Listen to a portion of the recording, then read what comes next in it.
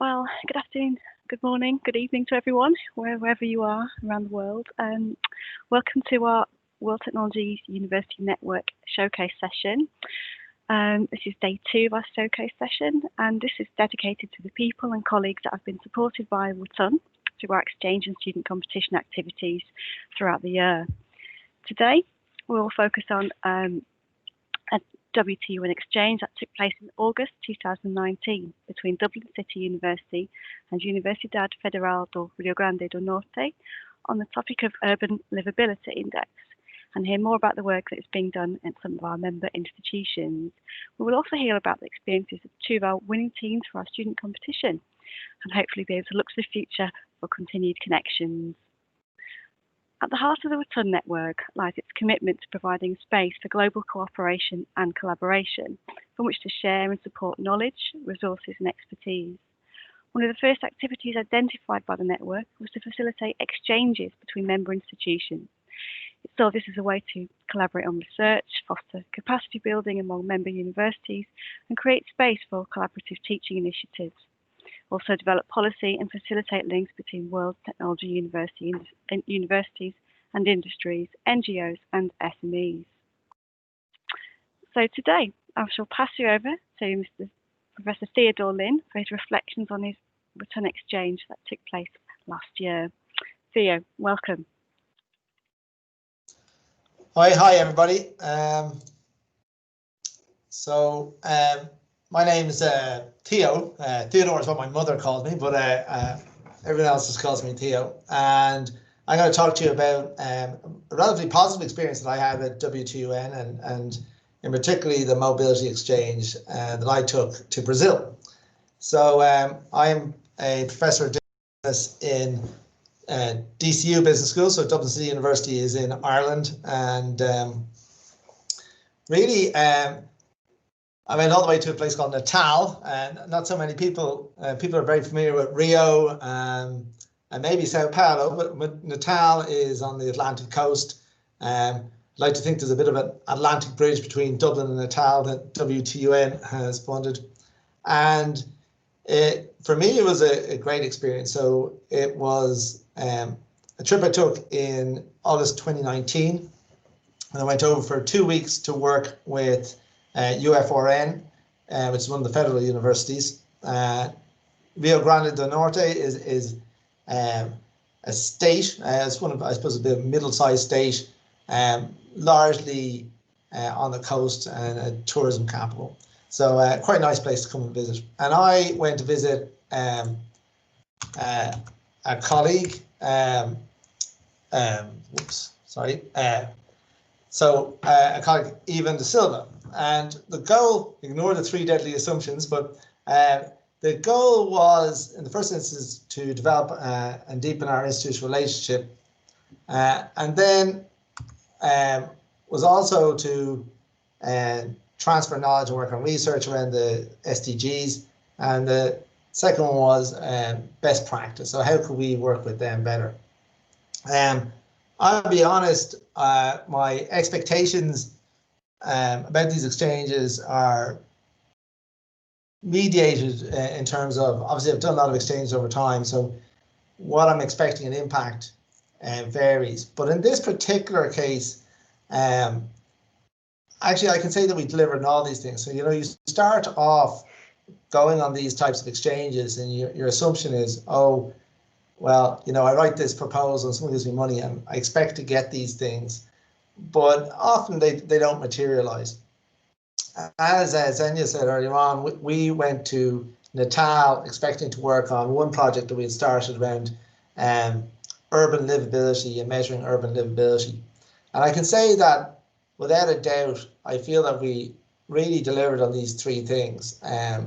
And particularly, I think WTUN and this mobility exchange, if done properly, is a bit like a dating agency. I've made friends now in Brazil that I've never had before, but really I've developed a very deep research relationship, not only with UFRN, but partner institutions that UFRN have introduced me to and vice versa. So what was the impact? Well, number one, we have managed to generate 23 publications out of this one relationship. So from the day we started with WTUN to today, we've worked on a wide variety of projects, pretty much in the spaces that we're interested in. So we started off really looking at the SDGs in relation to smarter cities, and that's developed into a number of projects around smarter cities and towns. We've published our papers and a book chapter around using Uber data for livability. But what's more, we've expanded that into other areas of data analytics and how data analytics can be used in the context of the SDGs. And for SDG 3, we've done, initially was a lot of work on data analytics around fall detection and sensors, and now we've expanded that into tuberculosis and prediction of tuberculosis. And obviously with the onset of COVID-19, I was delighted to be invited onto a project, not only with UFRN, but with the leading infectious disease hospital in the Amazon and the Universidade Federal de Pernambuco, which is a neighboring state. And we've not only have we done a series of work and papers that are used for looking at managing interventions in the context of lockdown in Brazil, but we've been published in the leading Brazilian medical journal as a result of some of that research, where we've taken consumer app data and used that as a way of tracking the efficacy of mobilization issues and social isolation in Brazil. So in a real term, we've had a real impact in that, not just in terms of publishing, but actually informing policymakers and health providers in Brazil. This is Ivan and Patricia, and this is my colleague Pierangelo. And we were hosted in the Smart Cities Centre, so it's the Digital Metropolis or Digital City Institute. And I have to say, everything they say about Brazilians is great. I mean, they generally welcomed us and really integrated us into their organisation. And it's a two-way street. We signed a institutional MOU, and what I thought was particularly strong about this is, against the backdrop of everything you hear about Brazil, the Brazilians really stepped up. I know UFRN sponsored a conference in Ireland around teaching and learning. We're sponsoring some scholarships for students in UFRN to come and visit us. And here are some of the students that we worked with. So part of this was us giving feedback to student groups, whether they were masters or PhD, some undergraduate students. And most of these people have not only finished their projects, they've gone on to be employed by UFRN, and some of them are coming to visit us in Dublin whenever the lockdown allows. But the key thing is, all the people here we've had papers published with at this stage, and more. And I think that is the strong thing about this particular initiative. It's not only an initiative for you to go and travel, but it's an initiative for you to have real impact, not just in terms of developing your profile internationally, but if done properly, can really contribute both to your personal objectives as a researcher in terms of output, but secondly, in terms of your institution, develop a strategic relationship that can go beyond just site visits, but into research papers, and obviously in this particular case into research programs and expanding beyond. I put that picture of Pierangelo and Patricia there because I want to emphasize the importance of expanding beyond your initial visit. And so what's critically important here is that deep relationships between WTN partners can't be just one person. It has to expand into other people in the college. And I think we've done that very successfully. I certainly am very appreciative of the opportunity to visit UFRN. I'll be honest, I wouldn't have even known they existed if they weren't on the list. And I think that actually that opportunity to visit institutions who have a common purpose is particularly important, but also institutions of a similar size. So I'll be sticking around for the Q&A, and that's all I have to say at the moment. Thanks.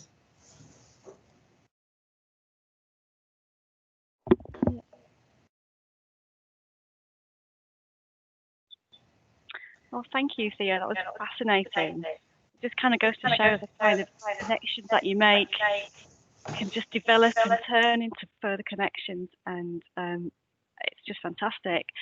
So thank you very much for that. We'll have to take some questions at the end, and that can be the hands raised or using the chat function. Our next presenters are from the student competition.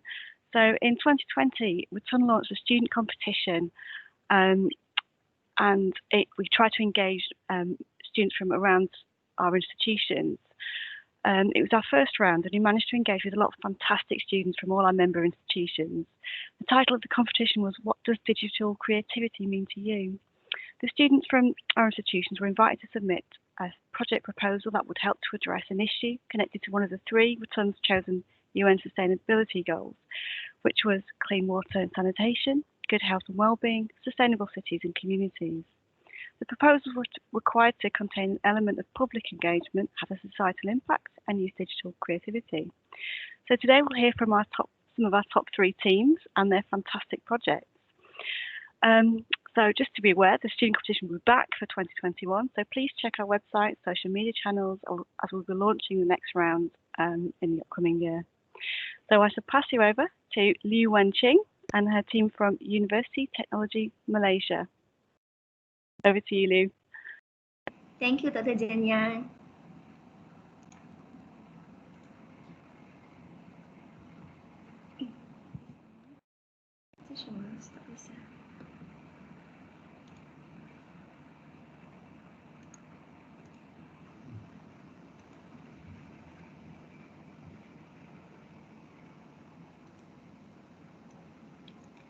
Good day, ladies and gentlemen.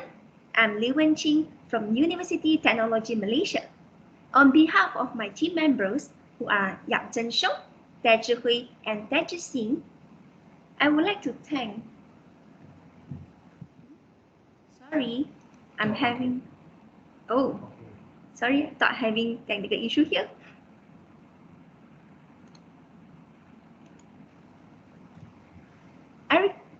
I would like to repeat.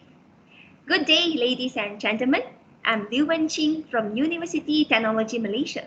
On behalf of my team members, who are Yak Zhen Shou, Dai Zhihui, and Dai Zhixing, I would like to thank World Technology University Network for this golden opportunity to share our idea with the world.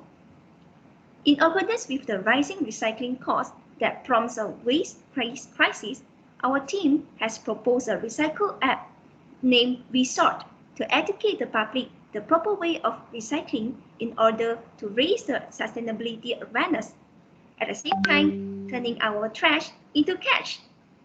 Let us begin the story of WeSort. Okay, most of us think that recycling is easy. We just simply collect, sort, and put the recyclable trash into the respective color bins. Sounds easy enough, right? Matter of fact, many collected recycling items are actually not recyclable due to the existence of contaminants and water. Many countries spend up to $1 million just to reprocess the collected recyclable waste. Most of the time, the recycling industries will have to spend extra time and money to recheck and resort everything, simply because of the inaccurate sorting process. But have you wondered, why don't people just sort their waste properly? Well, the answer is, most people lack the intrinsic motivation and necessary knowledge to do recycling. So, what if there's a way to reward and educate the people on sorting waste? Introducing WeSort app. Turn your trash into cash. Intelligence. The users can accurately sort recyclable items at home with ease and get attractive rewards. Thanks to the implementation of machine learning technology, WeSort's very own camera application is able to scan and identify the recyclable objects. To use the feature, users just have to click on the camera icon in the middle. After scanning the said object, WeSort will give reminders and recycling recommendations which will be helpful in sorting. Also, users can book waste collection service from the Resort app. Simply hover to the Collect Trash page, set your address, and make an appointment with our runners to collect your recyclable trash. After the collection service, users can earn coins to redeem various exciting rewards. Choose from a wide range of participating shopping, food, travel, or accommodation stores.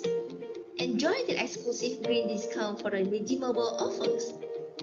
Simultaneously, users will earn experience to level up their avatar. As an effort to engage the public, users can share their achievements on social media such as Facebook, Instagram, TikTok, and invite their friends to join as well. Hashtag environment marketing strategy can be utilized to generate a lasting impact in an increasingly connected society. So, why do we need Resort? Resort helps to educate the public about the proper way of recycling in order to achieve high-quality education as in the goal 4 in the SDG. It also increases the Go Green awareness in community and encourages more people to engage with green initiatives.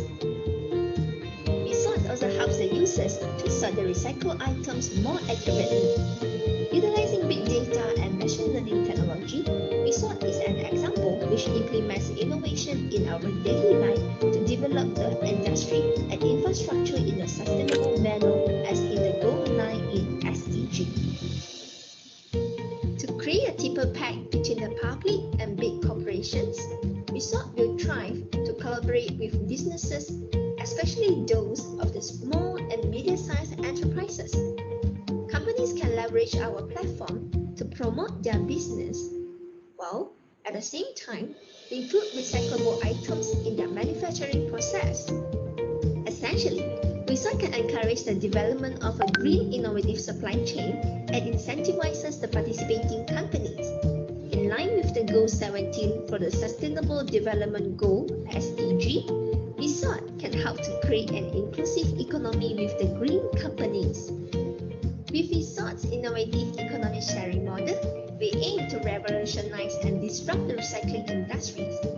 By minimizing unnecessary wastage of resources and time using cutting-edge technology, Resort allows both the users and recycling industry to recycle more and earn more. With improved resource use and promoted green activities, Resort can address the Goal 11 in the SDG to create sustainable cities and communities. Lastly, it creates and presents green opportunities to the users, recycling industries, and nation. The gain profit is shared by all three parties. Isn't it a win-win-win situation? So, let's recap.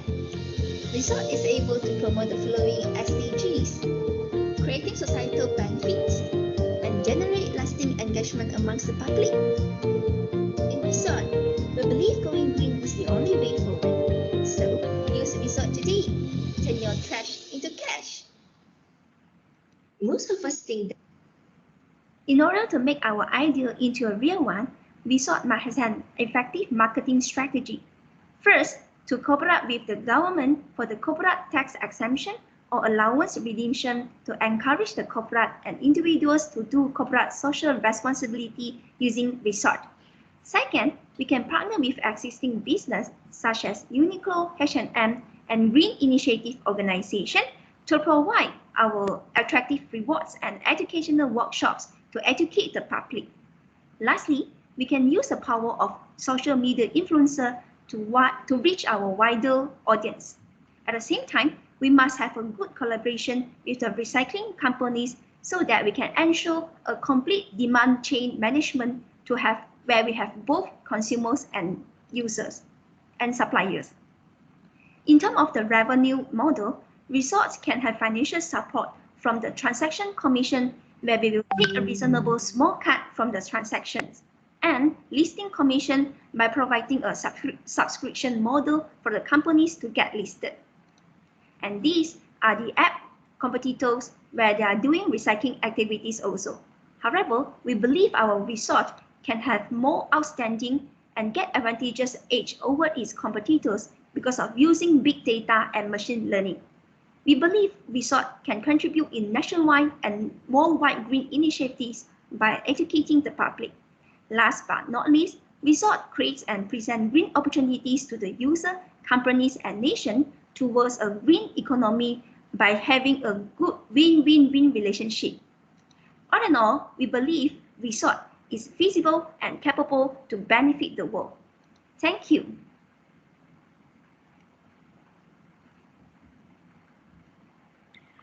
Thank you, Li Wencheng. That was absolutely fantastic. I just forgot to mention that this team were the overall winners of our student competition with this really fantastic project and invention.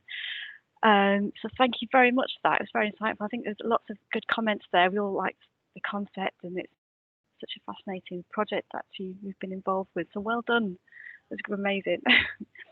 So next up is Fatin Nabila Rasneen and Mahmoud Saleh, also from the University of Technology Malaysia. And they had a carbon sequestration app called iCarbon. So if we could pass you over now to you. Welcome to the meeting. Hi.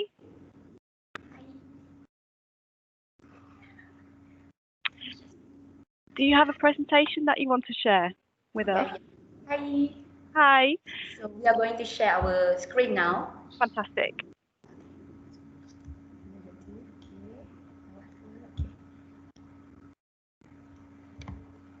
Hi. Hello. Hi. Yeah, that's great. We can hear you. Okay. Assalamualaikum. We can see the presentation. That's great. Thank you. Assalamualaikum and a very good day I bid to all of you. We are going to present about our project, which is iCarbon application as nature-based solution to carbon emission. My name is Fatin Nabila binti Rasli. And I'm Mauladi Saleh. We are from University Technology Malaysia, Johor, Malaysia. As we all know, United Nations has implemented the global goal that consisted of 17 goals. But our focus is only on goal number 11, which is sustainable cities and communities, which make cities and human settlement inclusive, safe, resilient, and sustainable. So our project, the approach of our project is we want to reduce the carbon emission to lessen the hostile impacts on the urbanized environment through the platform of iCarbon as nature-based solution. Why we say it is nature-based solution? Because we use the trees and forests because they play an important role in removing carbon dioxide from the atmosphere through the biochemical process of photosynthesis. So the trees and forests will act as a carbon sink, carbon sequestration, and also carbon storage to reduce the excessive carbon dioxide produced in the urban cities to promote the sustainable urban city. My friend Radi will show you the iCarbon architecture system to all of you. Okay, thank you, Fatin. Yeah. So this is our iCarbon architecture system. Basically, we divide it into three main phases here. First, we start with data acquisitions. Since we talk about geographical information systems, so mainly we have two different approaches. First, from remote sensing satellite image, we collected from the free open source sources, and then we can use drone imageries, so we can map all the our surface, and then one of the important sources here, which is crowdsourcing. So we can use public as one of the contributor to map the trees around our area. And then for the data processing, mainly we use two platforms here, which is ArcGIS and QGIS. And then by applying scientific modeling method that proposed by Roundtree and NOAA 1991, so we can relate the carbon storage and carbon sequestration and percent recover. So by using this equation, we can come up with this value. And then the next phase, which is data visualization analysis. So this is where we develop iCarbon by using the spatial approach. So we can map our area with so many value of carbon storage. We can map carbon sequestration, and we can get our normalized vegetation index, NDVI. And also from this system, we can map our tree, all the information, for example, tree species, tree height, age, and many more. So from there, users, as a public, also local authorities, can access our information from this dashboard. So this is how our system looks like. Okay, this is how we collect in data acquisition. So the public can go to the trees and they can collect the measurement, which is the tree height, diameter, and also the tree species. They can insert the attribute, whatever they know. For example, the tree name, they can use the local name or also the scientific name. So this is the example of how you can insert the information of the trees. You can see that, and how we can know the trees, which trees is being recorded, so we can upload the image of tree as a proof in our platform.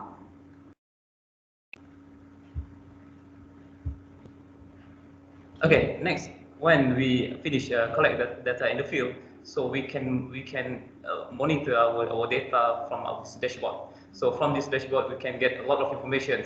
So we can make an analysis. For example, here we can get the statistic of the tree species, and then we can calculate the different carbon storage, carbon sequestration with different extent of area. So a lot of information there we can easily access from this dashboard. Okay, so as you can see in the video, as you zoom in, the information will also change at the dashboard. So you can see the tree species statistic and also the location of the trees. So you can easily monitor. And also, basically this system we call as a near real-time system. So anytime when public upload the data and make some editing, so it will update it into this platform. So for the public authorities, for the local authorities, public, so they can access, we call as real-time data about our trees condition. Okay, so we think that this iCarbon application is really good, can benefit the public because they can use this as a tool to monitor, which maybe you can map the area which need more trees or which have enough trees, so it can give benefit to the public and also the local authorities. Okay, so with that we conclude our presentation. Thank you very much.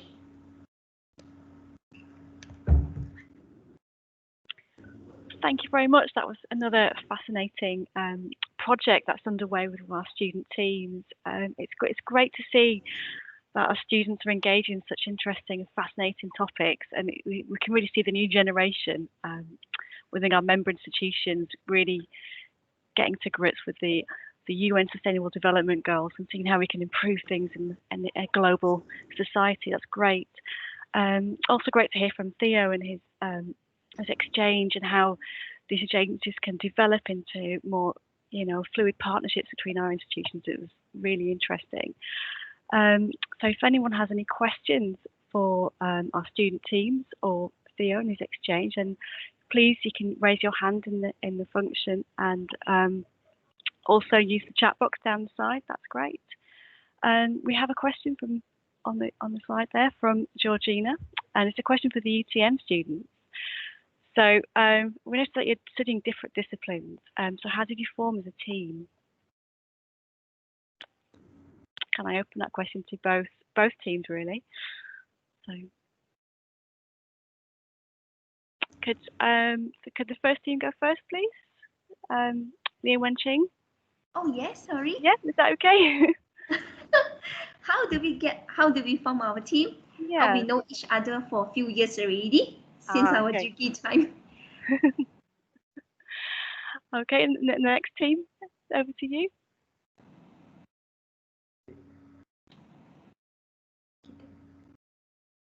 Hi, yes, Fatin, could you answer the question? Oh, how do we know our team?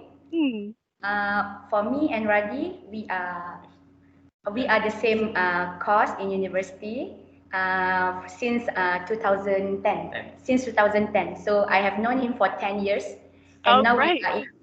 So now we are in the same department, same research group. So that is how we establish the team. Oh, that's fantastic. That's interesting. That's great. It's great to know you've been together for a long time, both teams, and you've known each other well, and you're able to work as a team on a project together. So how did you find it easy to engage with the competition and make your entry? Can we hear from the Wen Cheng first? So did you find it easy to engage with the competition, the WTUN competition? I think yes, because I have a great team members. Yeah, they guide me a lot, and they have brilliant idea. We brainstorming for few days and get this idea out. I'm thankful to have them. That's fantastic. And team with Mod Saleh? Yeah, but then what's the question? So the question, was it easy to engage with the competition and make your entry? Yeah, it's very good to have this team so we can brainstorm the idea. We'll come up with so many solutions, right? So I'm so lucky. Yeah, that's great. Oh, thank you very much. So we have a question for the first group with the WeSort app. So the idea and how it was presented is magnificent, but regarding the social part, do you think that society will cooperate with the app or stand against it? I think the society will cooperate because there's a trending that we are going green now, as we mentioned in the SDG, to have a sustainable society. And we can see people are going to make use of our recyclable items, and we have having more people are going to be vegetarian just to save the earth. So I think it's a great idea, and I believe all of us have this awareness to cooperate well by using our app, perhaps.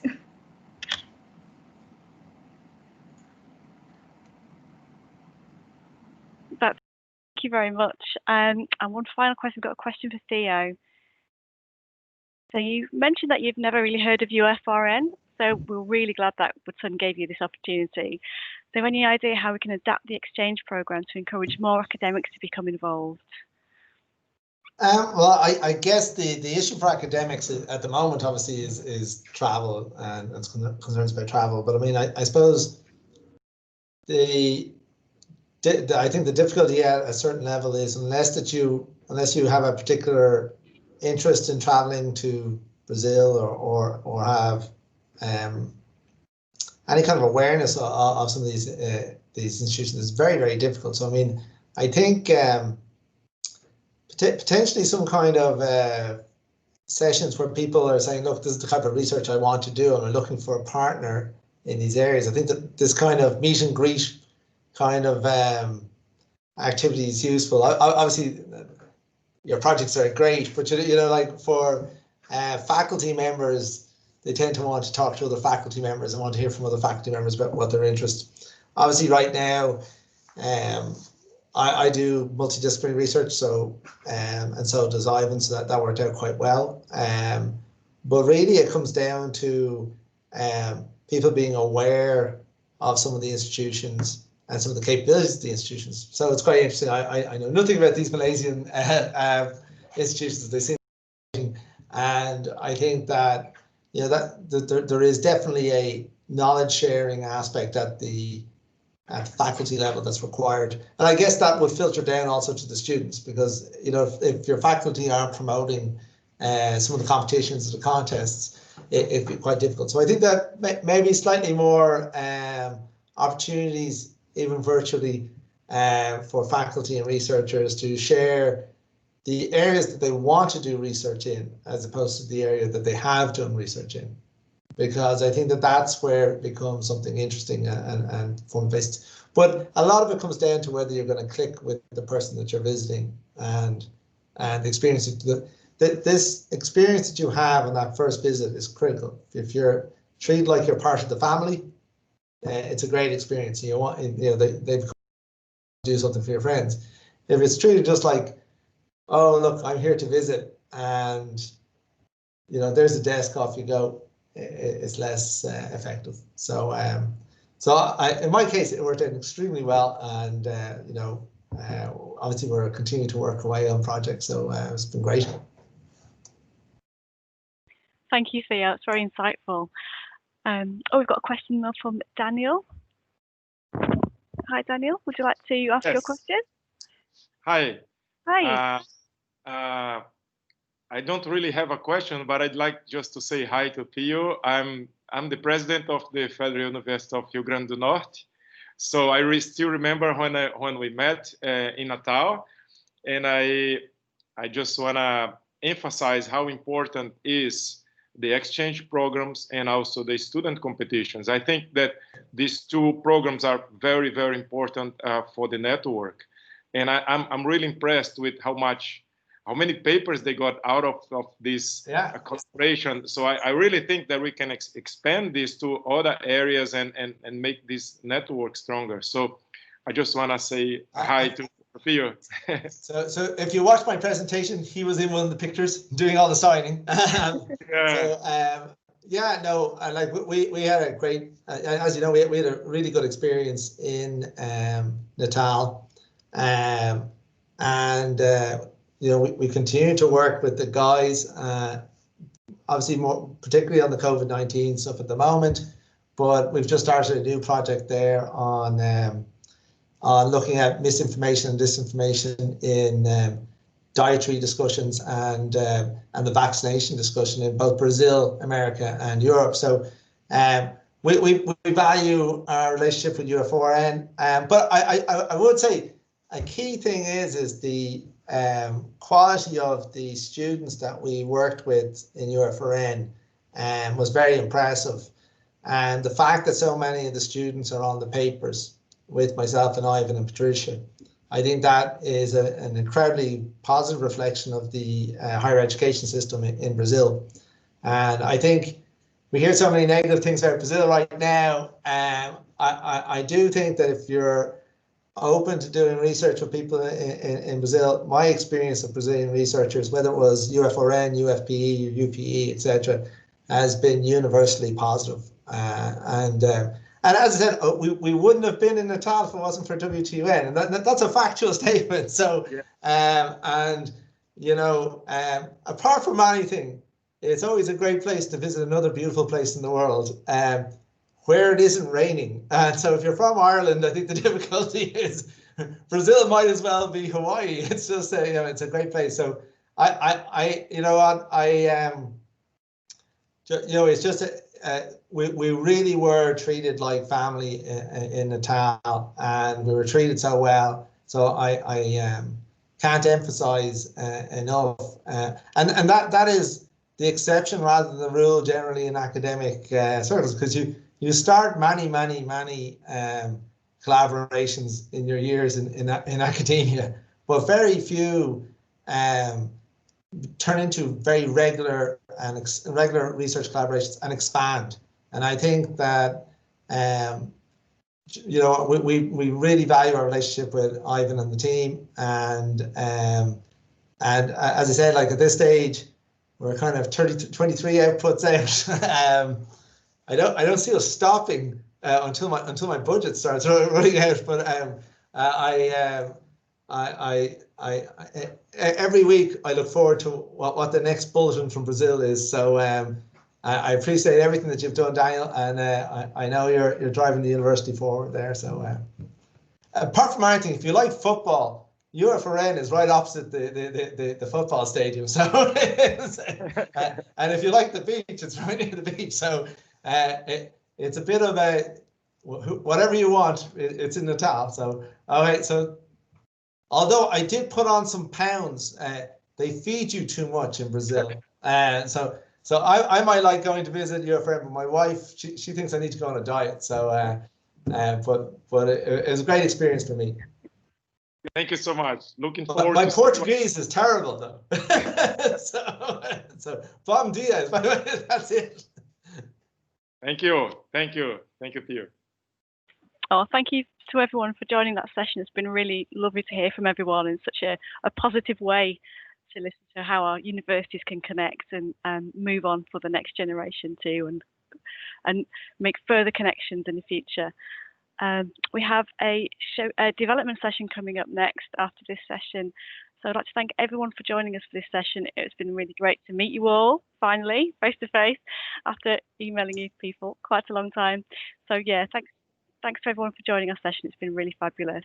So if you'd like to stay for the development session, if you have any ideas on how we can improve our exchanges or student competitions, then please do. But thank you for your input today. It's been great. Thank you very much. Hi everyone, welcome to the development session. My name's We do this every day. My name's Sonia Jenkins, and I am the WTUN Development Manager. For those of you who came to the development session yesterday, or you might not have done, I just want to let you know that we've got around 30 minutes, and this session is completely open for all of our delegates to essentially reflect on today's theme, think about some of the things that you've seen in our parallel sessions or maybe in our showcase session, and just brainstorm a little bit about what WTUN can do more of or less of or differently moving forward. So I hope some of you have got some ideas that you'd like to share with the network. And I'm really glad some of you have decided to stick around. So thank you very much. So I just want to start with a question, and it's open to anyone who's here in this session. And it's just, so today's theme was internationalization. It was about higher education institutions and working together. And I just wondered if anybody had any comments or any questions or just any reflections and observations from any of the sessions that they've been in today or listened to, and want to link that back to WTUN and more of what we can do. Mike. Hi, I'm going to throw something in, and then I'm afraid that I have to run off to another event. But I thought the discussion today was really, really interesting. Something that occurred to me in discussing some of the collaborations is that all of the collaborations that we discussed, they're all bespoke. They're all one-to-one collaborations. And I just wondered, as a challenge for the network, whether we could look at, if we're going to have joint PhD programs, whether it's possible that that's something that when it's instigated, it's something that's available right across the network, rather than we're always doing the individual one-to-one links. And you could say that that's the same for teaching collaborations at undergraduate and master's levels and exchanges, because we sometimes operate like a network and sometimes we don't. So if we always think about how we can do it at the network level, we'll all benefit. Brilliant. Thanks, Mike. I think that's a really important point, and something that gets lost in our network often is that a lot of members are brought into the network through connections that they already have with some of our members, and there's already some really fantastic work going on there. So we need to make sure that we keep pushing that out to even more members and to try and increase who's involved in everything that we do. So thanks so much for that, and all of your contributions. Thanks, Mike. It was a pleasure. I'll see you tomorrow. Brilliant. Thanks, Mike. See you tomorrow. I've also got a hand up from Professor Daniel. Hello, Sonia. Hi, great to see you. Nice to see you. I just like to make a comment in the same line that Mike has just commented now. I think it would be very important for us to have a joint, some sort of joint program for the network. And I think one way that we could probably start with this, since this will be a very big project, we could perhaps start with something like offering classes for the network universities. It could be undergraduate or graduate courses, and each university would accept that specific course in their programs. I think this would be a good way to get started soon, because I think having a joint program including everyone may take a little bit longer, but I think Mike, it's absolutely correct. I agree completely with that, and I think it'd be a big plus if we can do that. Thank you. Brilliant. Thank you so much. I think that's a really great idea. If every university in the network had one class which they would accept all students from all of our member institutions, there may already be classes that are up and running, and it's about increasing the number of students and the institutions that they can come from. So fantastic idea, and definitely something that I think we should start working on after the Congress is done. So thank you very much for that. Anybody else? Anyone else got any initial ideas, around internationalization or some of the things that we've spoke about today? This happens every time, and I'm just going to sit here. What I was going to ask specifically about some of the sessions that we had today. So hopefully some of you who were at those sessions, because I know unfortunately everybody can't attend every session, is and I think Mike's touched on this already, but everything's gone virtual at the moment. Teaching's gone virtual, you know, the Congress has gone virtual. And so while everyone is confined to either their homes or their institutions or their countries, you know, at the same time, we're talking about how important it is to have joint programs and to have joint PhDs. And so following on from sort of Mike's original suggestion and also what Professor Daniel just said there, what else do we think that WTUN can do to help facilitate international collaboration when it comes to teaching? Who's got some thoughts? Dr. Ilavazagan, have you got any thoughts in that? You just need to unmute your microphone, I think. Oh, nice background. Yes, good evening to all of you. Hi. I was a little late to join this That's session. okay. Yeah. So do you have any ideas about what WTUN can do to increase international collaboration when it comes to teaching? Yeah. We have to start immediately, as early as possible, the collaboration between various universities, as the earlier somebody commented, suggested that we should look for the teaching of undergraduate courses and also postgraduate courses, in addition to having the joint PhD programs.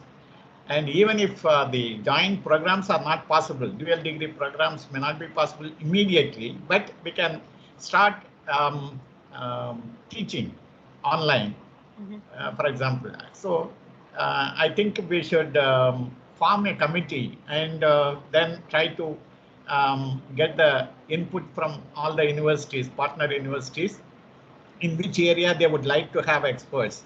And similarly, they can also suggest that, yes, I have these experts in these fields, and they are ready for teaching some of the courses in any university, any partner university. That sort of thing, and we can finalize those online teaching.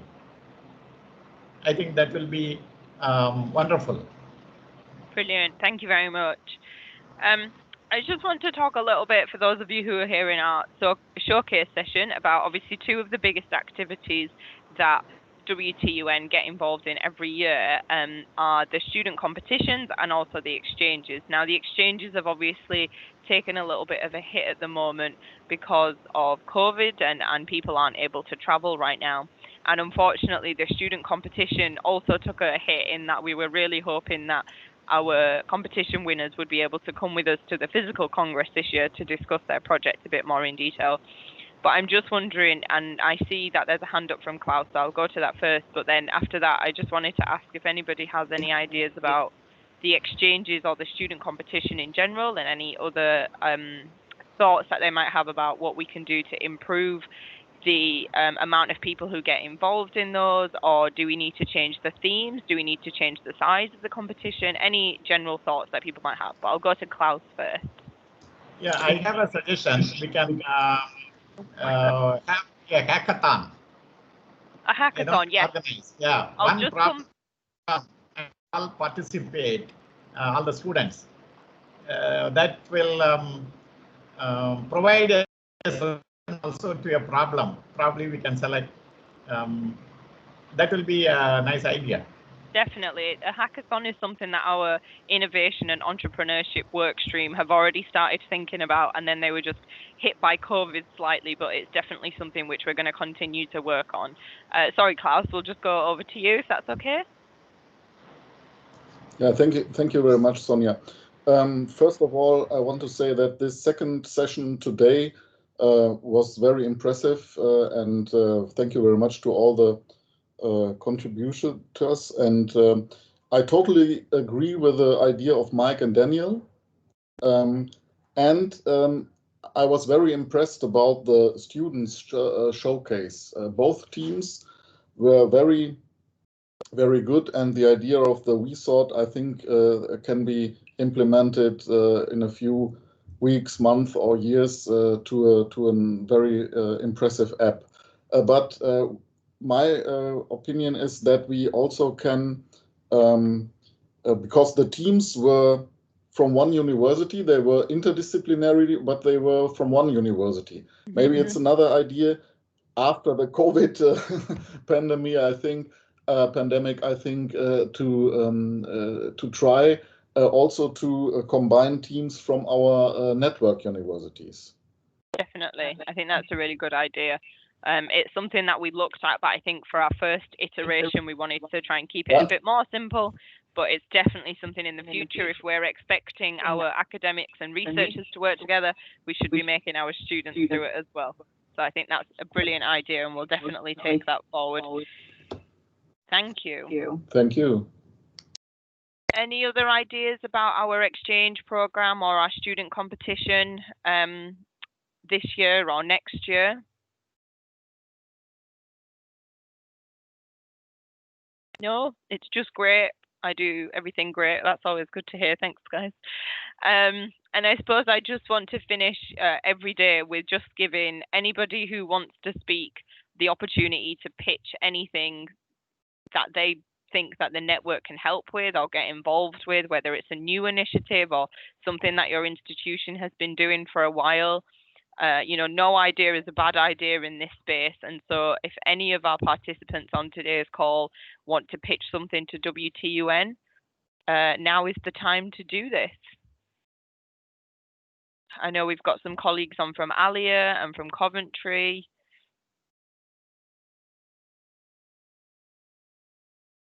No, nothing today. Well, we've got one. Klaus? Yeah, only one additional thought, because as I saw the student competitions and the presentations of the students, that's for me, that's one of the reasons why we founded the WTUN network. Definitely. So I think we are on the right way with these programs. Fantastic. It's really great. And I think today was a really, really good example of some of the fantastic work that our students can do. And also just from listening to Theo and Professor Daniel talk, just some of the relationships that can be formed from a very small, WTUN exchange fund. It's really, really great to see that, and it makes all the work worthwhile. So thank you very much. If there's no further comments, if anybody's got any general closing remarks or questions that they want to ask, please feel free to. If not, we're happy to wrap up today and close off day 2 of the Congress. I think it's been a really successful day. I know the session that I was in was really interesting, had some really interesting discussions, and I hope you all found that too. Please join us tomorrow for our final day of WTUC 2020. We will be beginning at 8 a.m. UK time, and tomorrow's theme is the United Nations Sustainable Development Goals, social responsibility, and our impact on the world. So those of you who've been part of the network for a while will know that we've been integrating ourselves with the UN SDGs for a couple of years now. It's part of a lot of our activities, including the Congress, exchanges, and student competitions. So tomorrow we'll be talking a little bit more about that, as well as things like the Times Higher Impact Rankings. So if you're interested in that, please come along. We have a session about socially conscious students, which I think today's showcase session has shown that we do have a lot of those students, and so why it's really important for WTU